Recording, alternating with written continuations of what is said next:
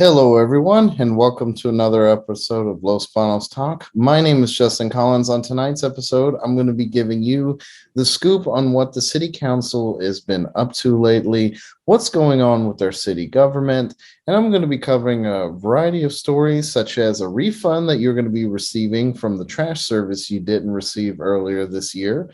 I'm going to be talking to you about the changes that are coming to the way that city council meetings are going to be done effective immediately, and other things that have been going on in just a moment, right after a brief message from our sponsor.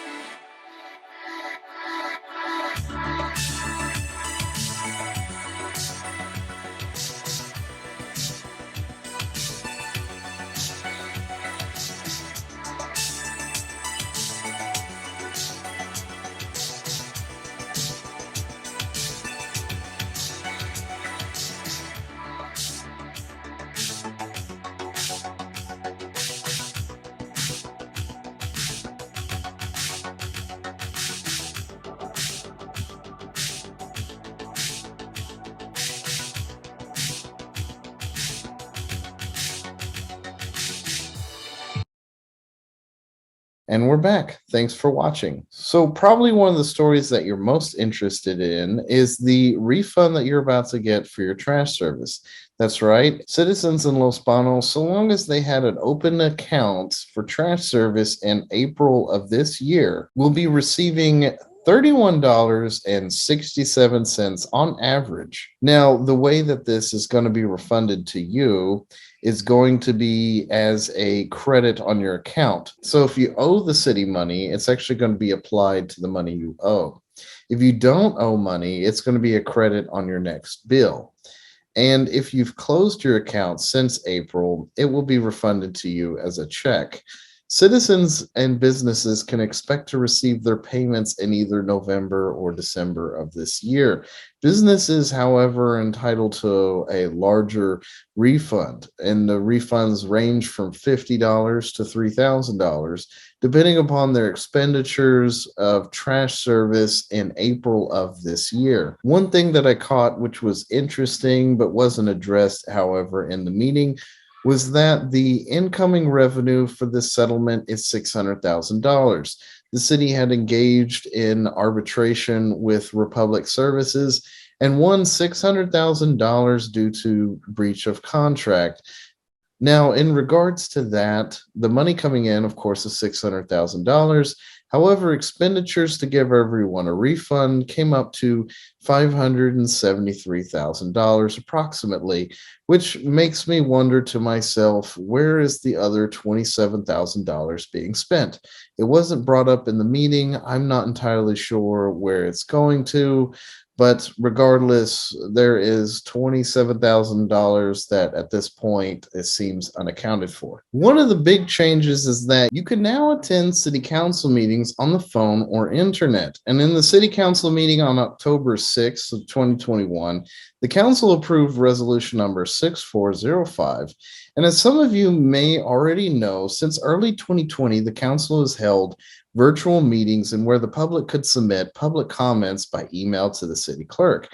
And this was sufficient under the original executive order given by the governor of California. But recently it expired on September 30th, 2021. Now, Assembly Bill 361, which went into effect immediately after on October 1st, 2021, and replaced that executive order, allows for the continuation of virtual meetings. But now the city must allow public access to those meetings either telephonically or via the internet platform, which in this case is Zoom. Now, council will also have to publish instructions on how to participate in these meetings as part of this law. And this requires that council reconfirm that they still need to hold meetings virtually every 30 days. Basically, this bill and resolution makes virtual meetings much more like in person meetings and requires that council justifies their decision to continue in this when many other cities have returned to in person meetings, like our school district, for instance. The city council also recently approved a resolution that allows the city manager to negotiate with Tyler Technologies to implement what's called ERP, or Electronic Resource Plan. In a nutshell, and what this essentially means is that the city is going to get new software, and basically they're going to be able to do things like issue citations electronically, take bills electronically. They're going to be able to talk to each other in terms of the different departments. Right now, different departments use different software. They use different Excel spreadsheets, and human resources uses different software than Parks and Recs, and so on and so forth. And it's very inefficient right now. And what this essentially does is brings our city government, in terms of its software and technology use, into the 21st century. This was brought up in budget presentation in the past. It is now finally coming to fruition, and the hope, or the idea, is that this will start going into effect by late November, early December. So the city council has been receiving money recently, starting in July of this year, and it goes through July of next year until 2022. And essentially, we're going to receive over, in total, about $9 million and some change. And we've already received about $4 million of it. And by December 31st of 2024, we have to allocate where we're going to spend all of that money. Now, the money can't just be spent in any way, and this money was specifically given to our city for COVID relief.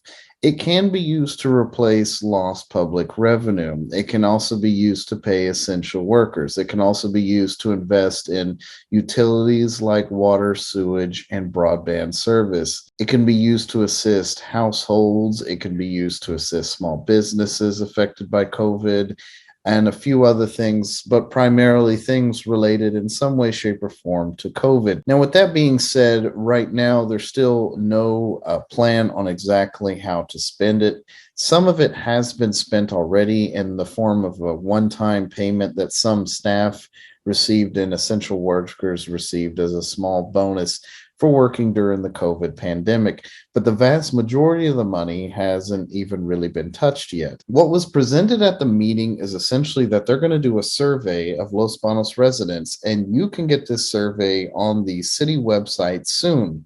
It's going to be in the form of a Survey Monkey survey, and it's essentially going to ask you questions like, kind of like, what would you be your priorities on spending the money? And you'll rank it 1 through 6, and there will be a list of priorities. It'll also ask you, are you a business owner? Are you resident of Los Banos? Or which district do you live in? Things like that. Have you been impacted by by COVID, economically or otherwise? Now, with this survey, I'm not entirely sure what they're going to do with it in the end, but basically, there will be later on held a workshop, and where they're going to discuss more in detail as to what they want to do with it. Now, it seemed as though the council was pretty interested in doing something more for small businesses.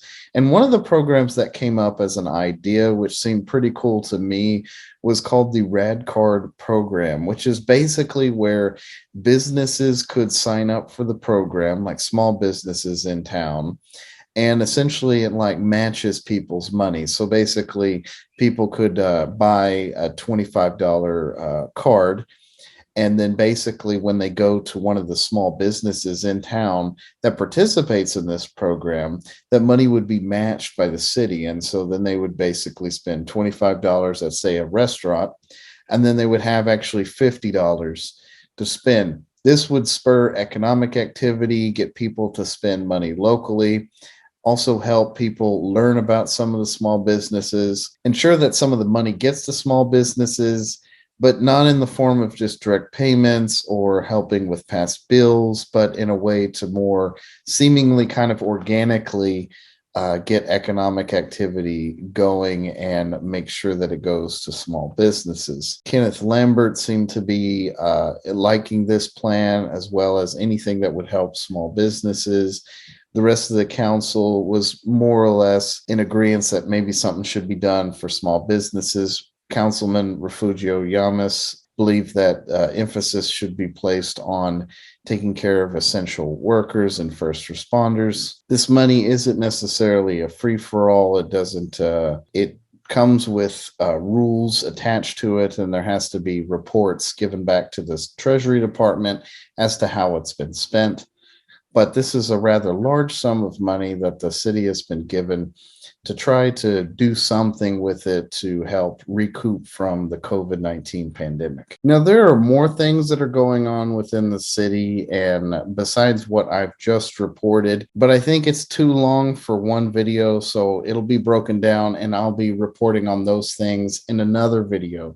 So stay tuned for the council reports if you want to know what's going on, what your council's doing, how they vote, and the things that are coming down the pipeline and things that have already been done. If you like videos like this and staying informed, well, I encourage you to like, follow, and subscribe to Los Banos Talk, but you don't have to be reliant anymore just on social media. If you recall, the recent social media, Facebook and Instagram went down.